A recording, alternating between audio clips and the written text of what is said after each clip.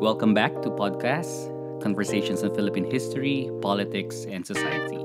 I'm Joselito Ebro. I am Lee Candelaria.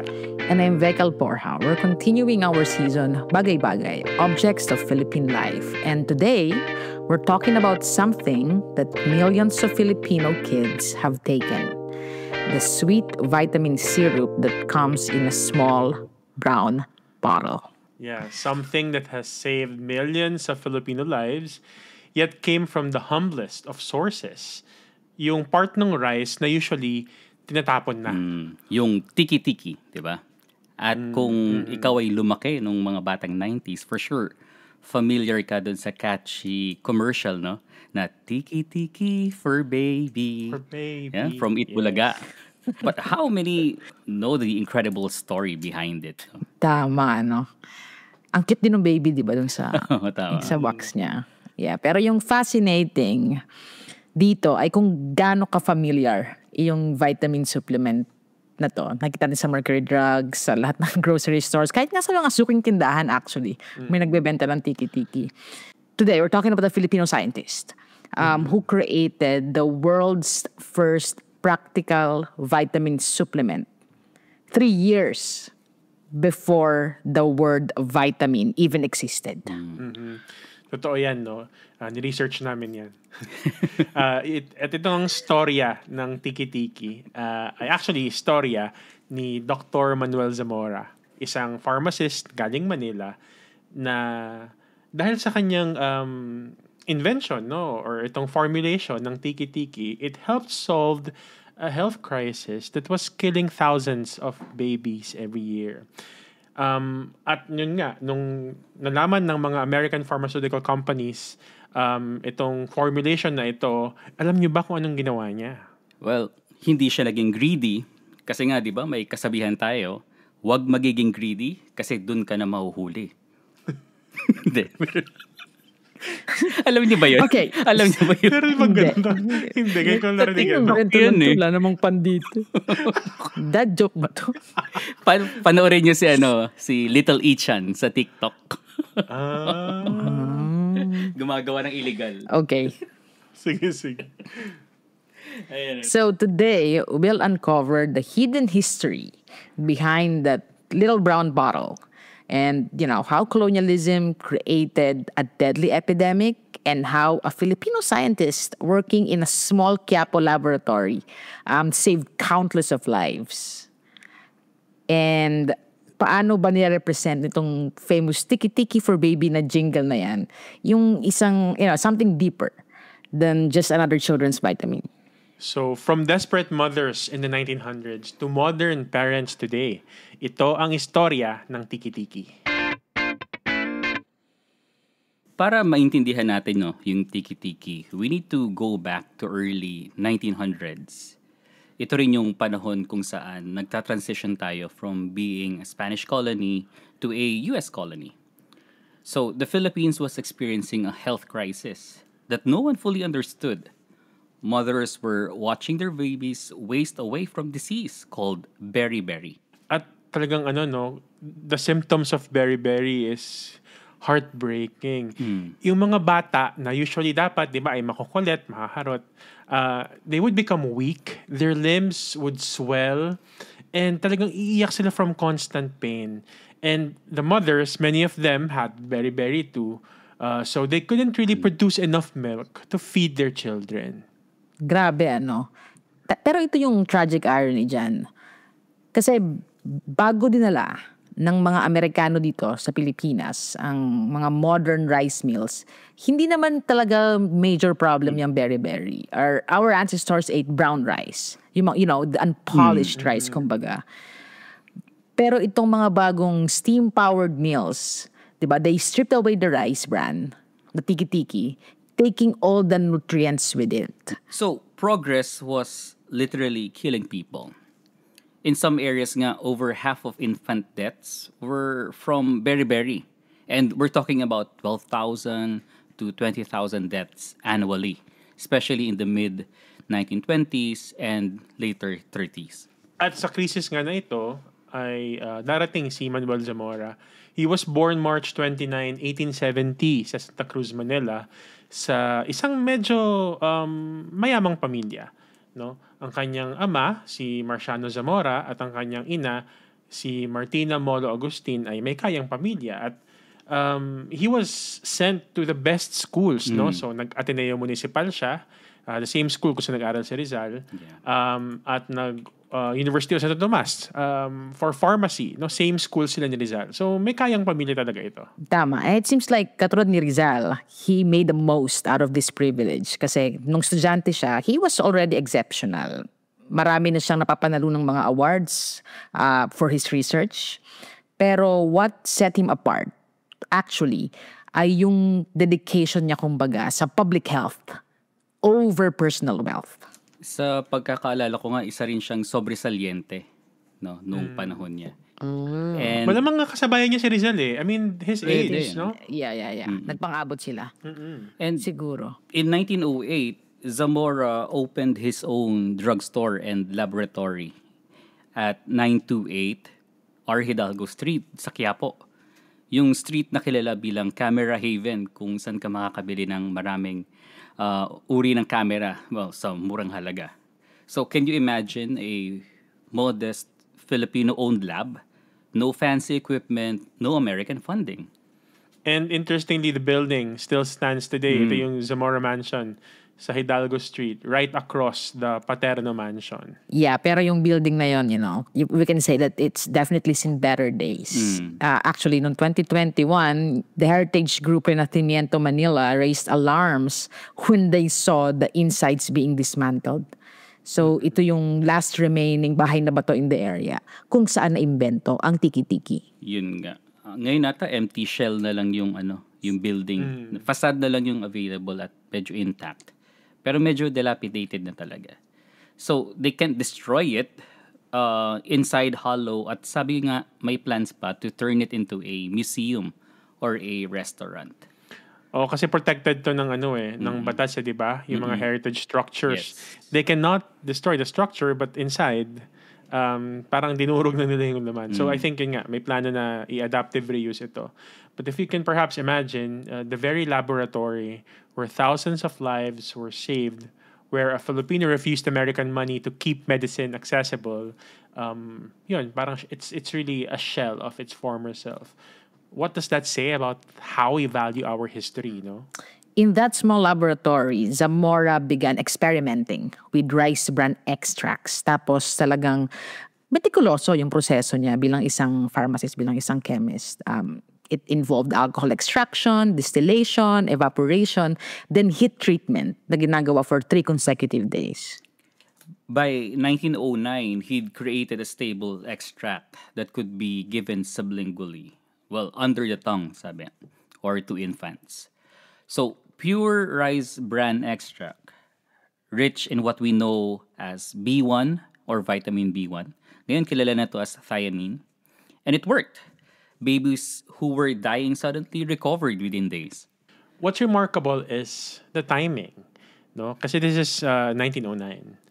And Christian Eichmann in the Dutch East Indies had only discovered in 1897 that chickens fed white rice developed beriberi-like symptoms, but he didn't know why. And then, Japanese scientist Ometaro Suzuki isolated the compound from rice bran in 1910, a year after Zamora's practical cure. And Casimir Funk, he only coined the term vitamin in 1912. So, Zamora created a working vitamin supplement before science can even understood what the vitamins were. Well, that's pure Filipino ingenuity. Pero dito talaga magsha-shine, no? Yung itong character ni Zamora nga. Noong napatunayan na effective itong tiki-tiki, no? Itong kanyang formulation, the pharmaceutical giant Park Davis came calling.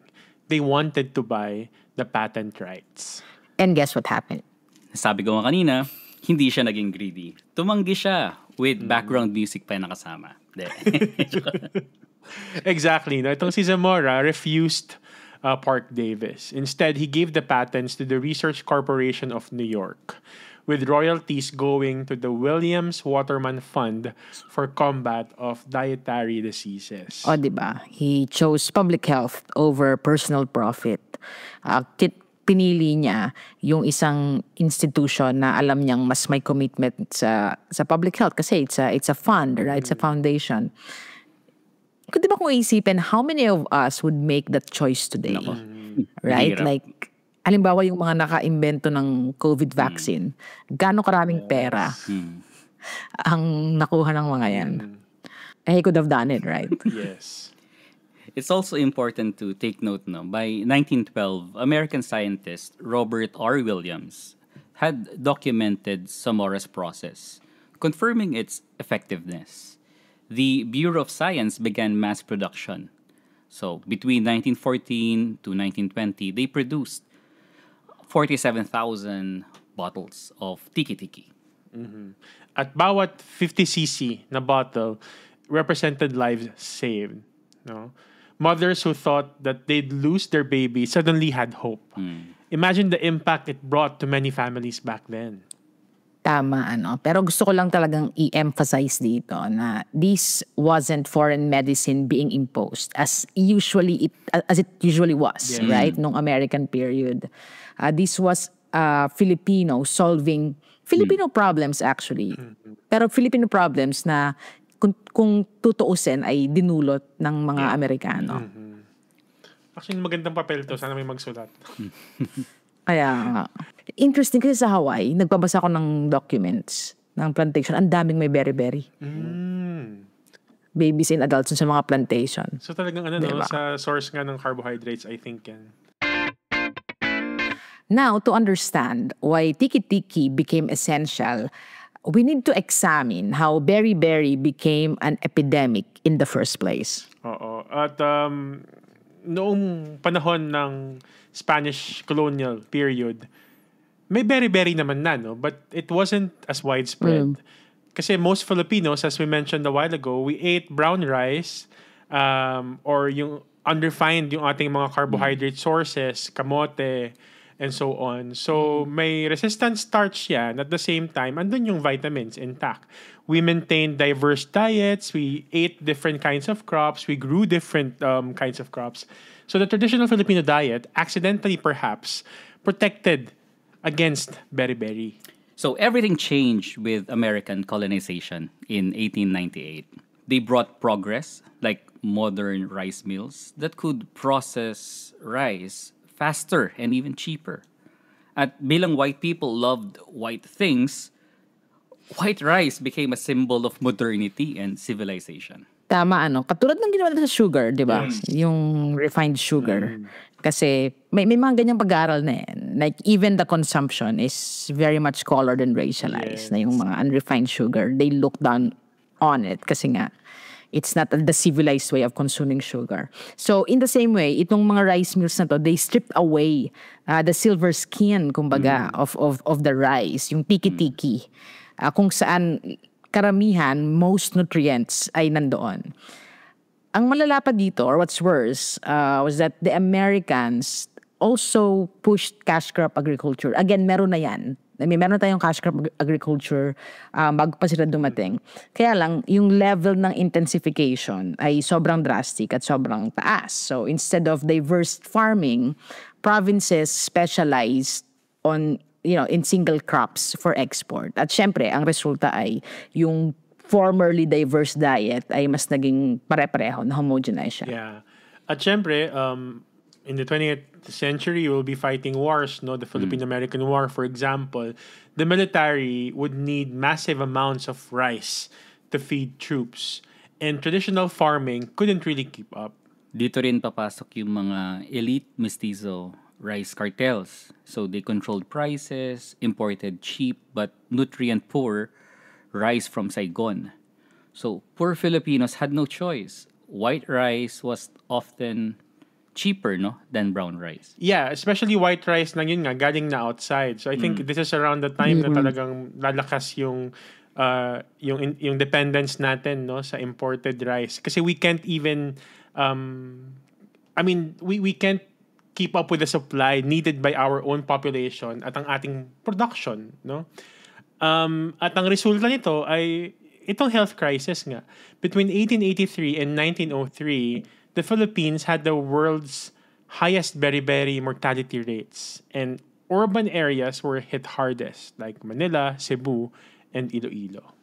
Naging problematic din yung response no ng American colonial government, especially when the then director of Bureau of Health, Victor Heiser, recognized the crisis, but the solution was tax white rice to make it unaffordable. Grabe, no? Parang entirely Yun missed the nga, point ang talaga. layo. Kasi, di ba, as if poor families had alternatives. So, Heiser actually wrote that his mission as Bureau of Health Director was to transform Filipinos from the weak and feeble race they were into the strong, healthy, and enduring race. Direct quote yan. Nakaka-frustrate, no? Sobrang colonial mentality. So when we say colonial mentality within this context, it's not our own people. It's actually being imposed on us, no? Meanwhile, Filipino scientists like Zamora were finding real solutions to the crisis. By 1920s, tiki-tiki distribution was expanding.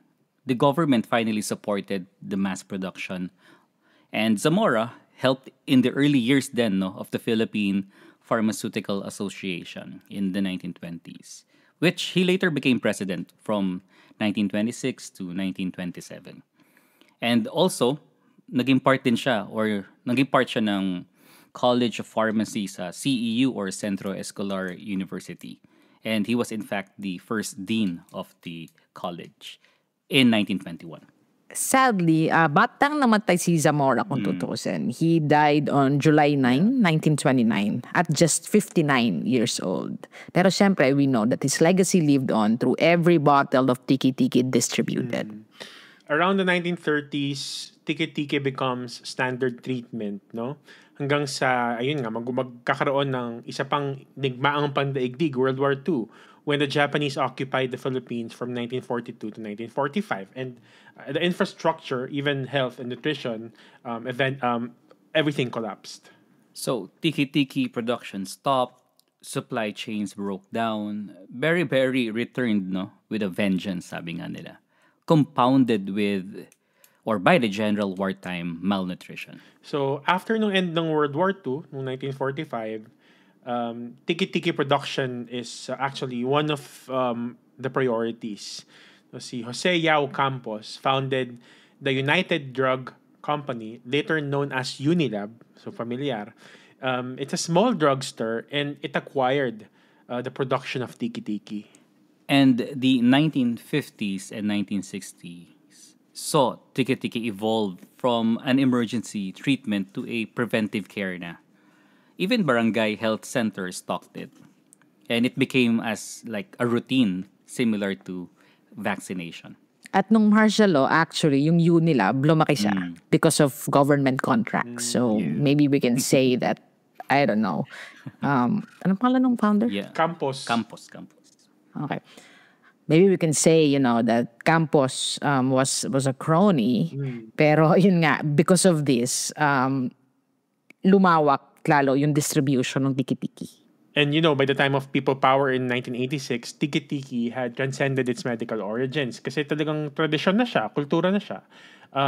Isa na siyang link between generations. So from American colonial neglect to Japanese occupation, from independence in 1946 to martial law, na-survive lahat yan ng tiki-tiki. What I find remarkable about tiki-tiki is how it became more than medicine, no? Naging bahagi siya ng buhay ng mga Pilipino. So the name itself tells a story. Tiki-tiki is simply a Tagalog for rice bran, and I think darak yung Filipino term for that, a byproduct of the rice milling process. Such a humble name for something so vital, no? No fancy Latin medical term, just tiki-tiki. Actually, nung bata ako, akala ko kiti-kiti yun. Yung diba? Kaya, tiki-tiki. Actually rin tinatawanan ko yung pangalan na yan ng bata rin ako. Parang ano yan? Parang joke naman yung tiki-tiki. Pilipino pala talaga siya. O, di ba? Oo. Kaya siya sobrang resonant din talaga kasi Yun nga tiki-tiki. eh. Saka parang cute, di ba? Tiki-tiki. Parang bagay kapag vitamins ng mga baby. And I think, yeah, it resonated with Filipino values. Kasi, alam mo naman tayo, hindi naman, we're really not a boastful people. Like, lagi tayong may self-deprecating tendency, self-deprecating humors.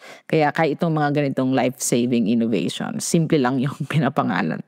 Actually, yun nga yung point na it kind of like is the way we call our kids na parang yung mga double nicknames like Jongjong, To.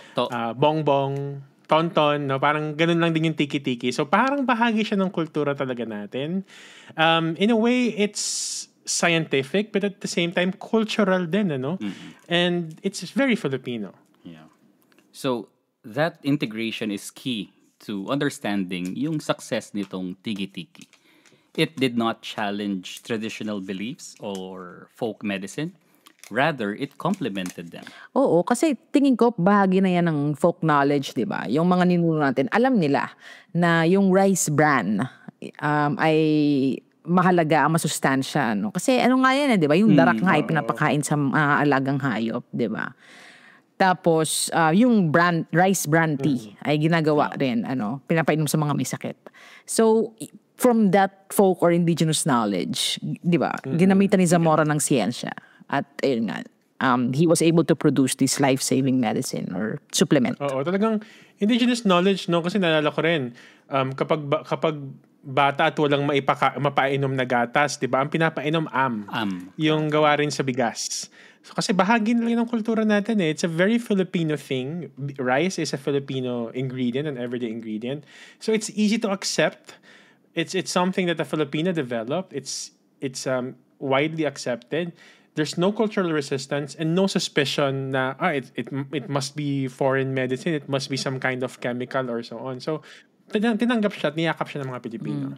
Tama. Universal din, no, yung pagyakap. Kasi Christians, Muslims, and even in the indigenous communities, everyone embraced tiki-tiki. Like, it crossed all divides. At syempre, no, we would be remiss if we don't mention the iconic advertising, no? Jingle. Yung United American Tiki-Tiki, no? Yun eh, Tiki-Tiki for baby. It's jingle. Naalala ko lagi, sa Itbulaga ko yan naririnig dati nung bata ko. It's kind of a genius jingle in its simplicity.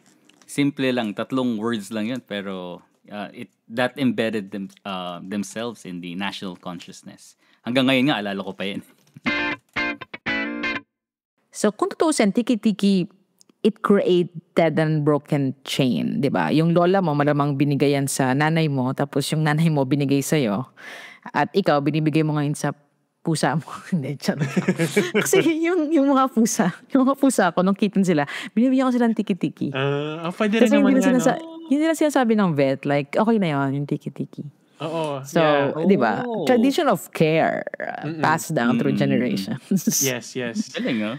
Yeah, and ako man, no, before we actually decided on this topic, no, at nung nag-research tayo for this topic, this very Filipino product, I realized, wow, what a Filipino item na talagang represents the best of Filipino innovation, no? It's practical, it's accessible, it's rooted in local knowledge, but it was enhanced by science. Ethical rin, kasi remember, Zamora could have been wealthy or ultra-rich.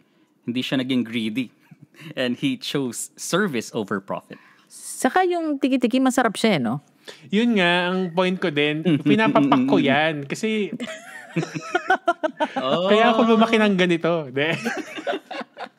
may lasa mo lang siya naman yan pag nasobrang ka. Oo, masarap siya. Like, matamis na, oo. Unlike yung mga ibang gamot na iniinom. Kaya talaga yung mga bata, ginaji talaga sila kapag magtitiki-tiki na sila, di ba? Yes. So, where does tiki-tiki stand today? No? Very virtually eliminated na sa Philippines. Yeah. So, paano na? No? So, where does it stand today, no? Well, technically, berry is gone, yes. But childhood malnutrition still persists. As of 2023, 33.4% of Filipino children under 5 are stunted. Ibig sabihin, hindi sapat yung kanilang paglaki ayon dapat sa kanilang edad, no? At the need for nutritional supplements remains. Tama. At itong evolving na pangangailangan to depende sa nag-iiba din na problema ay kumbaga inayunan din ng tiki-tiki. So nag-evolve din siya. So yung modern tiki-tiki ngayon, yung mga available ngayon, iba na dun sa original formulation ni Zamora. Na at that time when he made it was addressing a very specific problem. So Unilab now produces multiple variants. So meron silang United American Tiki-Tiki, Tiki-Tiki Plus, at various drops and syrups. So the biggest change it's no longer made from rice bran extract. Today's tiki-tiki is a synthetic multivitamin complex like B complex vitamins plus vitamin A, C, D, and E. It even evolved from a targeted medicine for beriberi into a general children vitamin supplement. Yeah, and I think we must note no na ang dami na rin kasing nating alam about supplementing vitamins, no? Yun nga ang sinasabi, yung micronutrient deficiency and all. Kumbaga, nutritional science has also advanced. And maliban pa rin syempre, kaya nanatili pa rin yung tiki-tiki kahit na sobrang dami na nating alam about vitamin supplementation is that yung jingle kasi nila ay naririnig pa rin natin sa television at sa radyo. Yun pa rin ba? Yun pa rin. Oh, actually, Iba kakapanood na. ko lang. Yung talaga? yung mismong kumbaga parang may part na lang nasa dulo na isasama nila yung tiki-tiki for baby, isasama na lang yung nila. iconic, yung May iconic ano na part. lang, may parang connect na lang. Pero iba na yung Okay. Ayun nga, pero tulad sinasabi natin kanina, the evolution totally made sense. Kasi nung wala na yung beriberi, ang pwede namang ginawa ng Unilab, like discontinue na natin yung tiki-tiki kasi wala nang demand. Di ba? Pero tinransform lang nila to address contemporary nutritional needs while keeping the brand that generations trust. So very smart business move from Unilab. So, recently, Unilab commands 20 to 25% of the Philippine pharmaceutical market. They export to over 20 countries. The vitamin market here is even worth $328 million and growing. So kung iisipin Unilab is the company that was built by Tiki-Tiki, no? Pero speaking of Tiki-Tiki, part of its persistence, I think, is rooted in its affordability. Especially for many Filipino families, no? Unfortunately kasi marami pa rin talagang Pilipino ang mahirap. Accessible kasi ang Tiki-Tiki for babies. Yeah, it's a trusted brand. Like, tulad nung kanina pa natin sasabi, talagang bahagi na siya nung ng kultura natin. Pero, yung isa sa mga medyo nakakalungkot lang ay Dr. Zamora never received a national scientist recognition. At yung kanyang laboratory sa Hidalgo Street sits empty and dilapidated. So, na-preserve yung product, maybe for its economic value, for its market value. Pero yung alaala nung tao na nagsimula nito o nung lugar kung saan to ginawa ay parang nakalimutan na.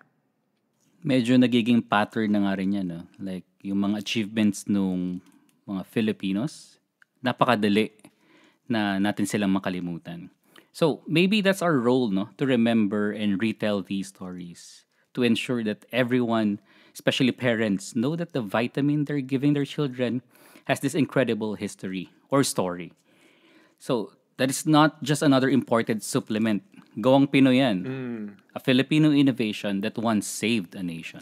Yeah, and I think it's a very good story, no, that can uplift us all na Filipino scientists chose ethics, chose the greater good over profit, that our traditional knowledge actually has value at meron tayong very credible at very good story of this case nga that our indigenous knowledge, our traditional knowledge, it resulted in the tiki-tiki. We have always been capable of really solving our own problems, kumbaga. Yeah. I mean, kung pinapakita din itong kwento na to na kung nabigyan ng pagkakataon yung mga Pilipino, we can do the things that, the colonizers thought they did for us.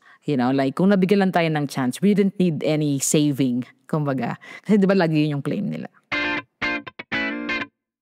Ayan, so that's all for episode on Tiki Tiki. So from a humble rice bran extract na naging life-saving innovation that defined Filipino childcare for over a century. Sa susunod na episode, we'll be exploring another significant object in Philippine life. Ito yung clue. Siya ay isang artistic tradition that turns everyday objects into stunning works of art, where every curve and line tells a story of faith, culture, and identity in Muslim Mindanao. Mukhang interesting yan, ha? So, abangan natin yan. Don't forget to follow us on social media and visit podcast.org for more info on our episodes and seasons. Yeah, and if you have tiki-tiki memories, from your childhood or from your children, we'd love to hear them. Kasi itong mga personal stories ito, they keep history alive. Again, salamat sa pakikinig. Until next time, this has been Podcast, Conversations on Philippine History, Politics, and Society.